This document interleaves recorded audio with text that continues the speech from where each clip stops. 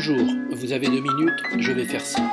Transurfing est un modèle comportemental de réalisation de soi, inspiré des compréhensions de la physique quantique, qui nous apprend comment nous comporter pour diriger la réalité. Et pour ce faire, ce modèle métaphorique nous donne une carte du monde explicite et des règles du jeu claires. Mais au final, vous savez très bien que c'est vous qui déciderez de ce que vous voulez en faire. Pour poursuivre le voyage dans cette série de vidéos podcast qui s'inspire des 78 jours de Transurfing, avec l'apport aussi de l'ensemble de l'œuvre de son auteur Vadim Zeland, entrons maintenant justement dans cette fameuse carte du monde qui est posée sur la table et occupons-nous de votre travail du jour, certitude. La certitude, c'est quand nous ne doutons pas, ou encore quand quelque chose a un caractère indubitable.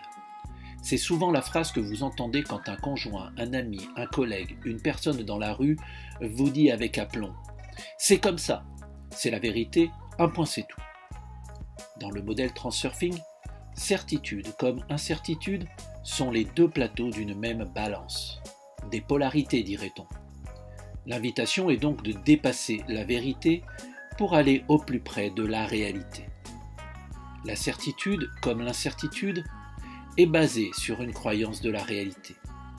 Cette croyance amène toujours à un doute et donc possède en son sein un germe d'incertitude qu'il faudra à nouveau vérifier afin d'établir encore et encore la vérité.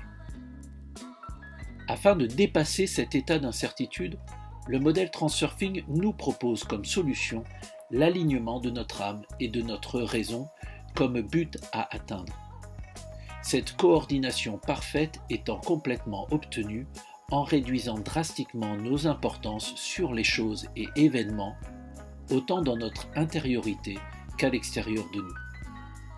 En mécanique quantique, le principe d'incertitude, ou plus correctement d'indétermination, aussi connu sous le nom d'incertitude de Heisenberg, désigne toute égalité mathématique affirmant qu'il existe une limite fondamentale à la précision avec laquelle il est impossible de connaître simultanément deux propriétés physiques d'une même particule. Ces deux variables dites complémentaires peuvent être sa position et sa quantité de mouvement. Pour faire simple, il est impossible de connaître la vitesse et la position d'un électron autour du noyau d'un atome. La vérité et la réalité auront toujours beaucoup de mal alors à se rapprocher. Ce principe s'affiche à l'échelle microscopique. Mais qu'en est-il à notre échelle, le macroscopique, de cette réalité au sens général, de notre réalité en particulier, ce bout de réalité que nous observons tous les jours? Lorsque notre raison pense, elle opère avec des catégories qui dénomment les propriétés des objets visibles dans la réalité réalisée. En d'autres termes, elle pense avec des désignations établies, symboles, mots, concepts, schémas, règles, et ainsi de suite. Elle essaie d'organiser toute information en désignations appropriées. Cela lui permet d'acquérir des certitudes. Cependant, dans cette manière de fonctionner, hélas, elle en oublie souvent l'écoute du cœur.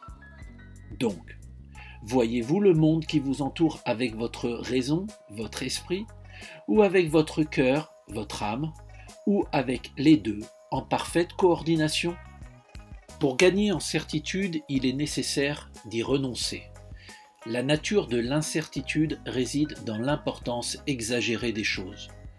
Vous n'avez pas besoin de certitude comme soutien dans la vie, car si vous n'avez pas d'importance, vous n'avez rien à défendre, ni rien à conquérir. Vous n'avez rien à craindre, ni rien à vous inquiéter. Si rien n'a d'importance excessive pour vous, la couche de votre monde est claire et transparente. Vous renoncez à lutter et évoluez au gré des courants des variantes. Vous êtes cet état du rien, donc rien ne peut s'accrocher à rien. Vous n'avez pas besoin de vous battre. Vous marchez en paix et prenez ce qui est vôtre. Il ne s'agit alors plus de douter, mais de coordonner avec calme et de manière délibérée l'alignement de vous-même avec vous-même. L'incertitude crée un cercle vicieux. Plus l'importance du but et le désir d'y parvenir sont élevés, plus l'incertitude est grande. Plus vous avez de contrôle sur vous-même et sur votre situation, plus vous êtes contraint.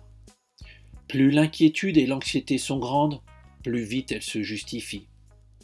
Lutter pour sa propre importance demande de l'énergie.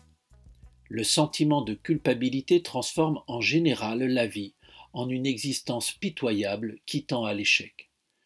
Comment trouver la sortie de ce labyrinthe déroutant? Il n'y en a pas. Le secret du labyrinthe est que ces murs s'effondrent lorsque vous cessez de chercher une sortie et que vous perdez de vue l'importance des choses.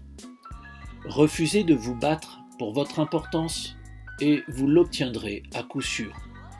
Cessez de vous excuser auprès des autres et vous mettez fin à la culpabilité. De même, si vous réduisez l'importance des objets externes, ils cesseront de vous dominer par leur importance. Et enfin, une coordination complète sera réalisée avec l'unité de votre âme et de votre raison. Pour cela, il est nécessaire et suffisant de vivre selon vos credos, ces principes sur lesquels sont fondées vos opinions, votre attitude. Comme dans le film Trepiani, 3 étages en français, de Nanni Moretti, les certitudes sont battues en brèche tout au long de ce scénario. Les remises en cause sont permanentes et le déroulé du film ressemble à un confessionnal où chacun doit mettre son cœur à nu pour dévoiler au spectateur ses peurs et des obsessions. Tandis que les hommes sont prisonniers de leur entêtement, les femmes tentent, chacune à leur manière, de raccommoder ces vies désunies et de transmettre enfin sereinement un amour que l'on aurait pu croire à jamais disparu. Osez dépasser vos certitudes. Elles ne sont qu'un excès de potentiel temporaire. Et c'est tout. Brisez ce faux stéréotype que vous imposent les balanciers et commencez dès à présent à vivre justement sans certitude, en rejetant au loin toutes vos importances. Comment?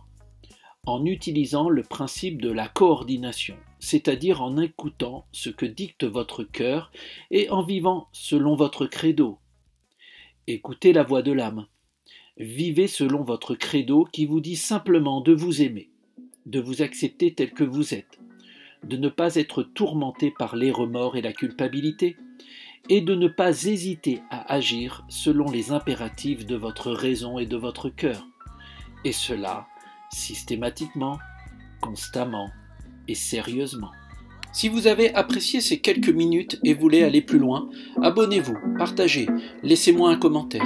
Si vous avez kiffé ce sujet, et quel que soit le réseau sur lequel vous voyez cette vidéo, laissez un cœur, un like ou un pouce. Et n'oubliez pas d'activer la cloche comme vous savez le faire. C'est Gabriel qui vous parle, expert en transurfing et copilote du centre Transurfing francophone.